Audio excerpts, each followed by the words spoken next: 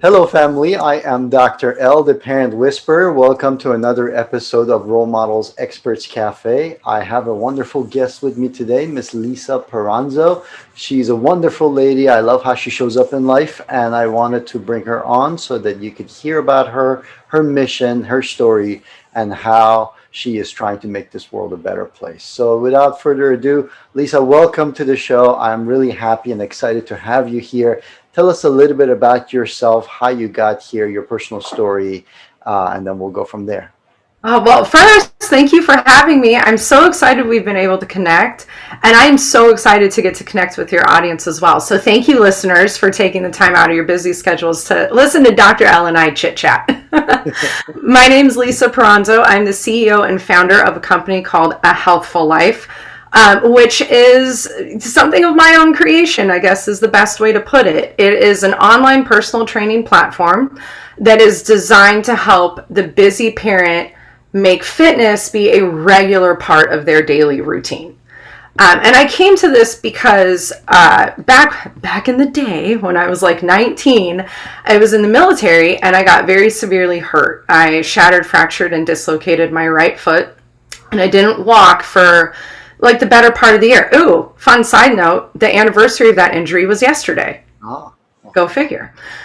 And from that injury, health took on a whole new meaning for me personally, because health became a much more apparent direct correlation to the quality of life that I had. And I know we all know like healthy living, that's important in so many ways, but I had direct feedback in my body if I was not taking care of myself. So that injury happened. That's like an interview for a whole other time with all of that. But I, graduated college, got my master's degree in human behavior, and moved into corporate America. And then very quickly moved out of corporate America. I had been training on the side. I had gotten certified in CrossFit. I got certified in paleo nutrition. And I kept getting these certifications because I was so curious as to how the human body moved, how the human body moved from a place of injury, as well as how people incorporated healthy living into their life and what motivated them to do that. So I started getting all these certifications and stacking them up. And then eventually it was just like, I'm going to go into fitness full time. And that rocked and rolled for a really good long while. And it was fantastic. And then my husband and I decided to start a family. And we had my daughter, and healthy living took on a whole new meaning for me as a parent. And I know all of us, we are all busy. We all have a ton of stuff going on, but that underlying motivation to me of healthy living directly impacts the quality of your life and how much pain you're in because of my injury translated into how I addressed it as a busy parent, which I think is something we can all relate to at this point. So I started noticing that while I was having these struggles and figuring out how am I going to take care of myself? How am I going to continue to work out with this additional love her demand on my time? I noticed that the parents around me were having the same struggle. And the difference between me and them was not a motivational issue. It was expertise. I had the background. I went from getting the CrossFit certification, the paleo nutrition certification. I got certified in bar. I got certified in Pilates. I got certified in all these other things, and started racking up years of experience so that when I got to the point where I was addressing that problem for myself, it was easy for me to make those tweaks. Whereas the mom I was training out of the brick and mortar, not as easy. She didn't have the same background as me. So it came to me, like most entrepreneurs who decide they want to go into this online space, sitting down and going, I'm not serving my community enough. And how can I do more so that the people around me can feel their best, because they deserve that in their lives. And so I started A Healthful Life. So I love how you're recreating yourself over and over as you evolve through life, right? And it's a beautiful and dynamic thing that I really hope that every human being out there is constantly doing, and they're not being static. And one of the things that you mentioned that I think might get in the way of that is habits and being stuck in a rut, being stuck in a routine that causes you to think that changing your routines, changing your way of life is a difficult thing. So when you talk about fitness, you talked about it from a position of an expert. You talked about it from a position of somebody that actually needs this for survival, for being able to live life. So, why is this, in your mind, important when it comes to children and families, basically? Don't children run around are physically like never still, anyways, to begin with? For the most part, I feel like kids are really active, but I feel like that example also comes from us.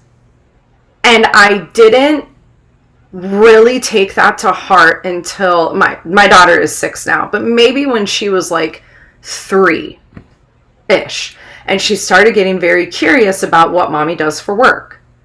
And she started getting very curious about how I worked out. And then when she turned 4, it became, I want to do some stuff with you. And the thing for me with her is that I want her to be healthy, happy, active. I want her to thrive. Right. And especially in today's climate, you know, she's in online school because of COVID and all these other things. I want her to have that active aspect of her lifestyle that I feel like she probably would be getting at school, and maybe not to the same degree because she's at home. Mm-hmm. And I also feel like that shows her that you can take care of your whole self. You know, there's the emotional component and the spiritual component. For me, challenging myself in an academic, educational way still holds a very big priority. And then as well as challenging yourself in a physical manner. Mm-hmm. And getting moving every single day. But that has to come from me first. She will model whatever it is that I'm doing. So if I'm not modeling this kind of behavior, she's not going to do it. And I really learned that the other day because she came up to me and she said, "Mommy, my bicep has deflated and I need to do a workout." And I was like, "Oh, here we go. Here we go, Dr. L. Here we go." And I was like, "What kind of workout are you going to do?" And she goes, "A strong one." And I was like, "Perfect." Wow. And she actually put herself and her dad through a workout, and I think her dad almost died. It's awesome to have the kids have that mindset, that awareness that this is an important part of your life that needs to be mm-hmm. incorporated, that needs to fit in. And having said that, there's usually challenges, right? I mean, we all know that working out or exercising, fitness is good for us, yet so many of us kind of miss out on that. So tell me, what do you typically see as the typical challenges that tend to get in the way as far as people are when they come to you? And then there's a two-part. There's a second question is when they finally decide that, all right, I'm going to be healthy, I'm going to be fit, I'm going to exercise. What's the second part? The part that it's like, what challenges do they have to overcome so that it sticks and they actually accomplish their goal? The biggest challenge that I have seen is not a motivational issue. Like, inherent motivation is not a challenge. Mm. The people that I coach want this. Mm. The challenge that they see is that there literally is not enough time in their day to make this happen. A lot of the clients that I work with, and I've been very blessed to work with people from all different kinds of backgrounds with injury, physical capabilities, athletes, all that. There's only 24 hours in a day, and I work full time, and I have a family, and I'm managing a household, and then the to-do list never gets shorter. And I understand that. And I feel like somewhere along the lines, we got caught up in this thought that the workout had to be 1 to 2 hours long. And I think that becomes a challenge in and of itself because they'll think about that and it becomes very daunting and very overwhelming. And when you have all these other things pulling of your energy, the prospect of doing a 1 to 2 hour long workout, it's too much. It's like system overload, and then I stop and then I don't do it. Yeah. So the biggest thing for me is teaching people how to leverage their time in a way that works for their schedule. So if I have a client who comes to me and she or he says, I can work out 1 hour a week, once a week. But I want to work out 4 to 5 times a week. But I can't give an hour. Like, this is my work schedule. These are the activities my kids are in, whatever the case is. Okay, so can we leverage 30 minutes? Save the hour-long workout for the weekend when you have more time. Mm-hmm. Let's do the shorter ones during the week. And then let's figure out the time within the parameters of your daily schedule for when that would work. Right. It's almost like the challenge is that you can see the light at the end of the tunnel, and it's so bright and you want it so much, but everything leading up to that is what you're missing. And the prospect of taking incremental steps to get there is too much. Right. So it's a matter of putting those into place.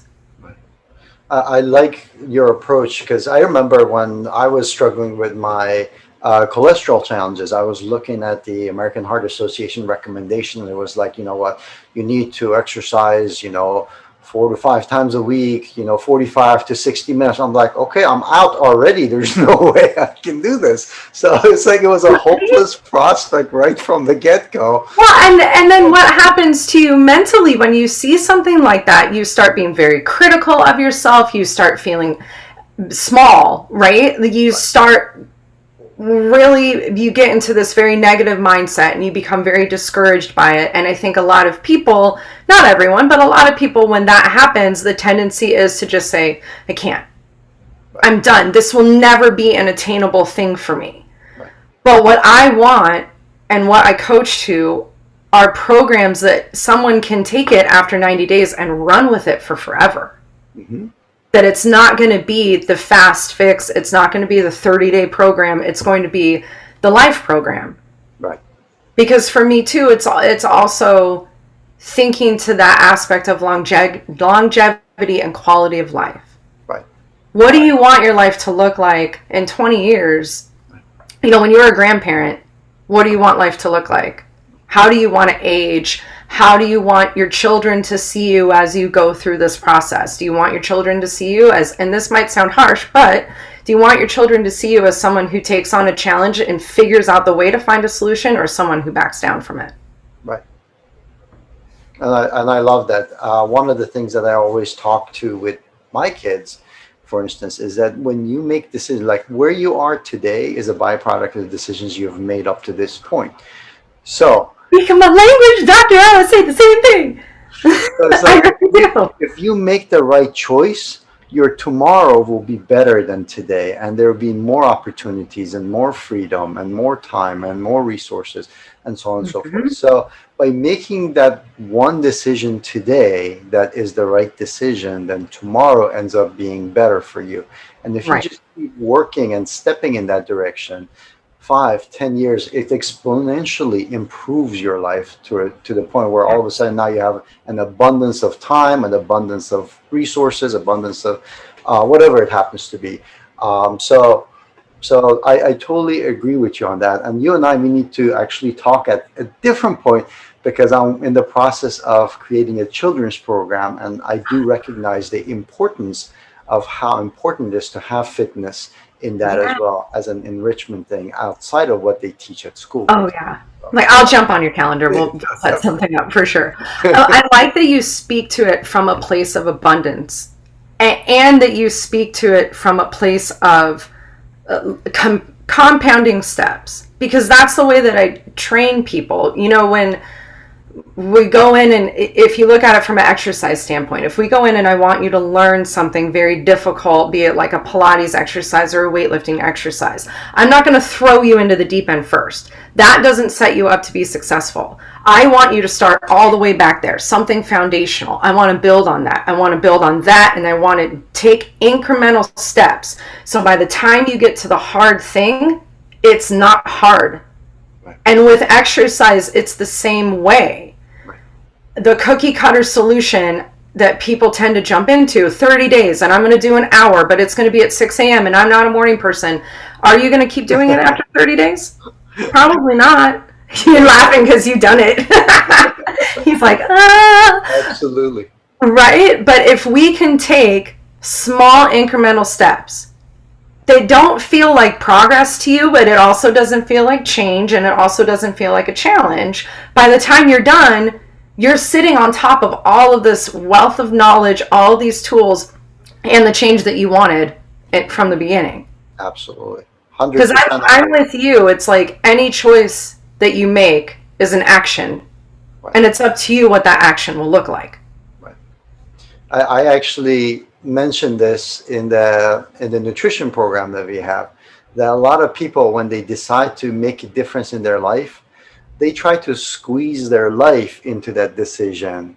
And your life is too big, it's not going to fit. You have to make a decision that fits into your life. So I love this approach that you have, to start down here and then move basically up, I have and the basically same set approach with yourself up for nutrition too. abundance of success. So Yeah, absolutely. Right. I love that too. That you have to think that the decisions that you've been making, if you're at the point where you want to make a pivot, and I understand that changing and pivoting in and of itself can be extremely intimidating and scary. You're comfortable where you are, and shaking things up can take a lot out of you because you don't know what's on the other side, Right.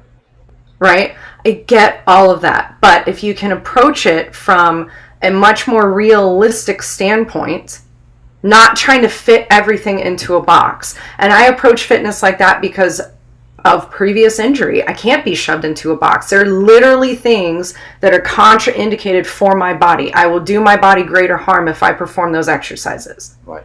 So why would I do that to myself? Exactly. That doesn't serve me. It's not going to help me in the long run. But I can find other ways to make that work. And I love your approach with nutrition because I do the same thing when I train people. All right. So I'm hoping that the audience is right now really engaged, really interested, really understands the importance of this. Give them some tips. Give us some clues as far as where to start, how to begin, how to overcome these challenges. I think some of the stuff you've already said has created mindset shifts. But what can we do? The first tip that I always give to people is start now. If you are waiting for the perfect circumstances, they are never going to happen. I love all your listeners, but it is the truth. There are always going to be things that are demanding of your time. Your to-do list is never going to get shorter, and you are not going to get less busy. If what you're wanting is the change, you need to start. The second thing that I would say to that, I'm going to give 3 tips. Why not? The second thing that I would say to that is rely on your support system. Don't keep the goals that you have to yourself. They're nothing to be ashamed of, and they are nothing to be embarrassed of. And rest assured, the people who love you and support you will support those goals as well, because they will see them as having a positive impact in your life. So tell your partner, tell your spouse, hey, look, I want to do this. Help me through this. Help me with this. Maybe that means on the weekends, they're taking the kids for an hour so that you can have that time. However that looks for you. And the third tip that I give to all my clients is to be intentional with what you are doing. We have so much purpose and drive and determination and intention with every aspect of our life, and then fitness, we're winging it. You can't do that. If you're going to sit out and plan out your week on your calendar, plan your workouts into your week. Book the time with yourself and don't cancel on yourself. I've gone as far as to make people charge themselves when they cancel on their workouts. Because you wouldn't cancel on your doctor. You wouldn't cancel on a parent-teacher conference, nor would you cancel on your boss. But you matter more than all of that. So don't cancel on yourself first, but plan it into your life. Have intention with it. I love that. I always mention that as parents, a lot of times what we do is we say, let's give from ourselves so that our family, our loved ones, our children can thrive. But then inadvertently, we're setting this example that I come last, I come last. And that's what you're teaching subconsciously. So when the kids grow up and they become parents, that's what they're exposed to. That's what they know. So wouldn't it be great for your kids to understand the importance of putting themselves first, knowing that by taking care of themselves, they can make the world a better place in the best possible way? And for you, yes, it's challenging. If you can come up with those solutions and you can work it into your life, then yes, you have actually shown them what it would look like, how to struggle, and share that struggle with them as well, so that they can Hmm. understand that not everything is easy. It doesn't have to be easy, but you have the will to figure that out and to solve the problem, basically. So I love those solutions. So thank you. Awesome. So, having said these, how can people find out more about you and what you do, and tell us about your programs a little bit as well? So the let's see. Well, like, where should I start? Well, first things first, in the show notes, I know that there's going to be a link to a freebie, which is an at home workout guide that you can literally do from your house. Now I get to get my trainer hat on. This is a foundational level workout. You laughing at me? I'm like, hold on. These are foundational level workouts. They are designed for you to be able to tweak them in a way that is appropriate for your body and your physical capabilities. I talk a lot when I train people about respecting and honoring where their body is at. This is no different. So, what I would say to that is download it, start doing it. If you want to make changes to it and you're not sure how, the website is also in the show notes with all of my contact information in there. All the links to all the social media are in there, my blog, the recipes, YouTube channel, which has a ton more workouts, my email, all of the things are there. If you get into that guide and you have questions, or you do something and you start to feel pain, those are not things that you need to be keeping to yourself. Reach out and ask me. I love having the conversation with people, and that's not something that, I charge for or anything like that. Now, if someone is interested in coaching, from that website, there is a link for private coaching, because I do go by application only at this point. And I would encourage, if you're interested, fill it out, contact me, let's get something set up to just chat and see if it would be a good fit. And then we go from there. So, what's the name of your YouTube channel? A healthful life. Healthful. Everything is a healthful life. The Pinterest is that. The only thing that's not is my Instagram. My Instagram is my name, Lisa Peranzo. Got it. Awesome. Awesome. Very good. Well, it was definitely a pleasure having you there. I really look forward to seeing you more on our programs. There's a lot of synergy there. Is there any final words of wisdom, things that you would like to share with our audience before we finish? I just appreciate them taking the time out of their day to listen to us talk. Thank you. And I look forward to getting to connect with them more. Awesome. Well, guys, thank you very much for being here. Like Lisa said, I really appreciate you being here. Check out in the description box. And if you haven't already done so, click like and subscribe on the channel so that you can see the latest videos that come on. We love to serve you guys, and feel free to reach to us in any way that you need. And we look forward to seeing you on future episodes. Thank you for being here. Thanks, Lisa. Thank you.